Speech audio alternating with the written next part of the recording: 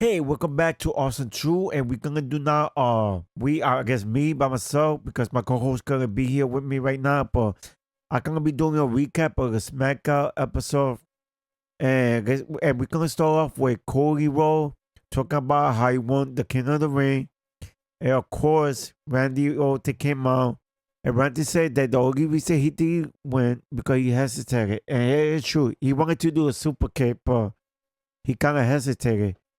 And then out of nowhere, we got Drew McIntyre that came back, which I was kind of surprised.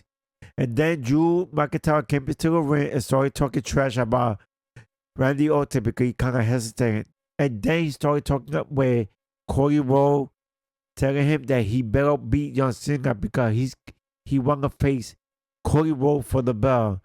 So this promo over here was kind of interesting. Really surprised about Drew McIntyre in this part. But the best thing that happened right there that when Drew McIntyre was talking trash, I don't know where Randy Orton came out with the RKO. And what a great way to end the segment. On the next segment, we have Charlotte Flair talking with Nick Aldis. Because for some reason, Charlotte Flair think that Tiffany Stratton is gonna pick up for the Evolution match, bro. That doesn't even make sense. So Nick Aldis told Charlotte that if she wants to be in Evolution, she could find a tag team partner, which I already know it might be Alexa Bliss. So that way, if they win the tournament tonight, they could go for the tag team belt, which I could see Alexa Bliss and Charlotte at tag team.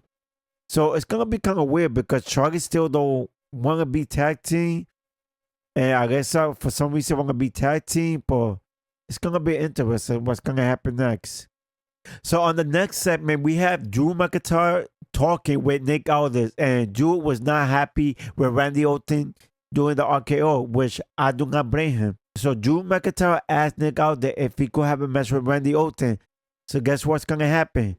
On the next SmackDown, we're gonna have Drew McIntyre versus Randy Orton, which is gonna be an interesting match, and I cannot wait to see what's gonna happen on the next SmackDown with those two. So as soon as Drew McIntyre finished talking with Nick Aldis, Jacob Fatu came to Nick Aldis because he was kind of angry at Solo. And Nick Aldis started getting mad with with Jacob Fatu because Jacob Fatu jumped Solo Sikoa and his group at the beginning of the show, which I forgot to mention that at the beginning of this.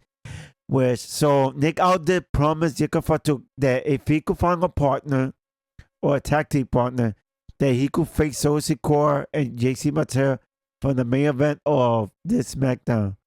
Which of course Jimmy Uso came out and told Jacob Fatu if you want to be tag team partner.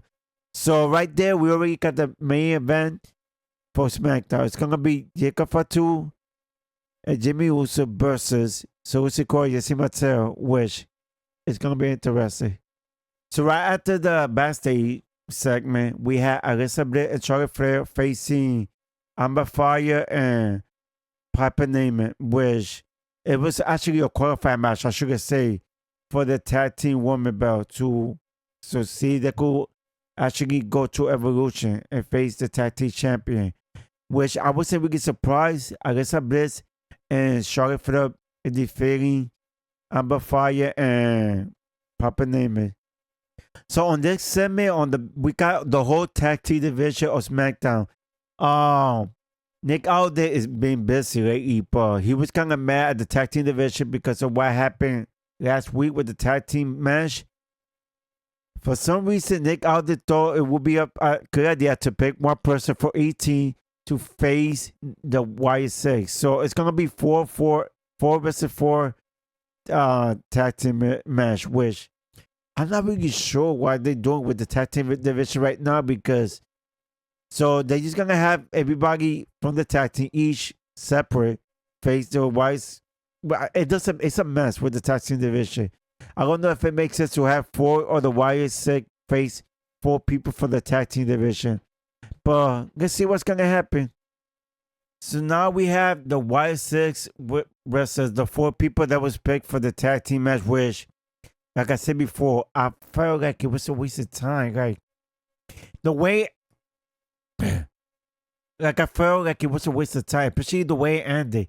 He got Gango was supposed to tag Chris Sabin, but he was too scared of facing the White Six, so he's Chris Sabin stayed by himself. Of course, he got pinned. So I don't know. Again, like I was not thinking this match. I don't even know what the hell why they're using the White Six in the tag team division when the tag team division was actually doing good without the White Six. But if you disagree, you can leave me a comment and let me know why it is. So now let's talk about the next segment. We have Tiffany Stratton, and she's there because she needs to pick somebody to face for Evolution, which for some reason Jay Cargo went over there to see she would. I don't know why Jay Cargo went over there because there's no way Tiffany is gonna pick Jay Cargo. They're gonna face each other in SummerSlam. So that part was kind of weird. I don't think Jay Cargo should have been there anyway. But either way, Tiffany Stratton decided to call Trish Stratus because she wanted to tell Trish Stratus that she decided to pick Trish Stratus for Evolution to face her for the belt, which I actually gonna like to see seeing this. It's gonna be a Hall of Famer with Tiffy, so it's gonna be interesting this match. But this whole segment was actually pretty good. The only, like I told you before, it did not make sense, at least for me, to have Jay Cargo on this segment. But it's just my opinion. Hey, if you think differently, you could let me know. So now we had Trish Stratus and Jay Cargo backstage because, of course, Trish Stratus accepted the match with Tiffany time. So Jay Cargo is telling Trish Stratus that if Trish Stratus win, she gonna challenge, of course, her for the SummerSlam match, which I guess everybody knows. So whoever wins from Trish Stratus and Tiffany time is gonna face Jay Cargo in SummerSlam, which is kind of obvious. But after this, guess what happened? Naomi attacked Jay Cargo from the back and showed her that she steal the money in the bank. So I kind of figured that this gonna happen on SummerSlam. I kind of figured that Jay Cargo might beat Trish or Tiffany Town, whoever win, she gonna be, and then Naomi might cash in. But it's interesting how they building up the story between Jay Cargo and Naomi. I really can't wait to see what's gonna happen in SummerSlam. It's gonna be mad interesting. But I really love this segment, the way it ended. So the next thing we're gonna talk about is gonna be a match with the Frassian versus Andrade and Ray Finger, which for me is a little bit kind of random. I already knew Andrade and Ray Phoenix was kind of working together as a team, but SmackDown decided to have Andrade and Ray Phoenix face the undefeated Frassian, which it was kind of a long match, and I think I like it because Andrade and Ray Phoenix end up defeating Frassian, and that was Frassian's first loss, which I think it's a little bit kind of weird because the first loss is with a new tag team. They already beat Frassian beat a couple of good official tag team on SmackDown, and they end up losing with Andrade with a Ray Finger, which both of them are really good. But I think I like how it was just his first loss against them since Frassian already faced a couple of good tag team people. But it is what it is. I feel like they want to build Ray Phoenix and Andrade as a top tag team champion in the future, which I kind of confused because I don't know, lately SmackDown, the tag team division being a mess, and I don't understand what they're doing with this tag team division being so good, but I don't know, it's just me. That's my opinion, but let's see what's gonna happen, but I'm not really happy. I mean, I'm happy for them, but I'm not really happy what they're doing with the tag team division. So now we have on the backstage Damian Priest and Aleister Black. Like in the past couple of weeks, they be having issue because everybody know Damian Priest is friend with R-Truth, and Aleister Black is having power with R-Truth. So they just debating that Damian Priest, of course, is gonna take R-Truth's side. And he's gonna say that R-Truth gonna be Aleister Black, and Aleister Black keeps telling Damian Priest that he's gonna be R-Truth, and it seems like they're building a story for a future match between Aleister Black and Damian Priest. So I don't know. This is kind of strange how Damian Priest is getting involved with R-Truth and Aleister Black, but I don't know. There's something's gonna happen in the future between those two. But like I said before, let's see what's gonna happen. And now we got the main event. We got Jacob Fatu with Big Jim or Jimmy Uso, or however you want to call it, versus Sosi Cora and JC Martel, which it was a pretty good match. And Jacob Fatu ended up pinning Sosi Cora. So right after he pinned Sosi Cora, Jacob Fatu decided to put Sosi Cora on the table so he could jump for the top rope. But guess what happened?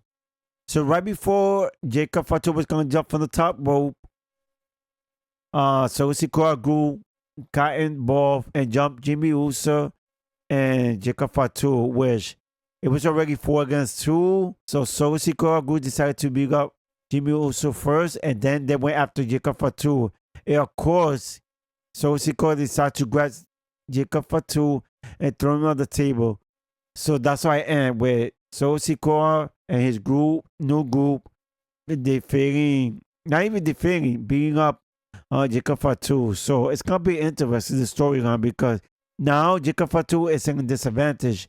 The only person that Jacob Fatu has is just Jimmy Uso, which he need more people in that, because this is going to keep on happening every week unless Jacob Fatu find somebody. So this SmackDown was kind of interesting. It had up and down, which is something that I like and didn't like, but at the end of the day, it was okay. SmackDown, wish it could have been better, but like I always said, if you like what we're doing, because we love what you're doing, you can always follow us at Instagram, TikTok, and also on right here on YouTube. So if you love, also over here on YouTube. So if you're still watching us, I just want to say thank you and peace.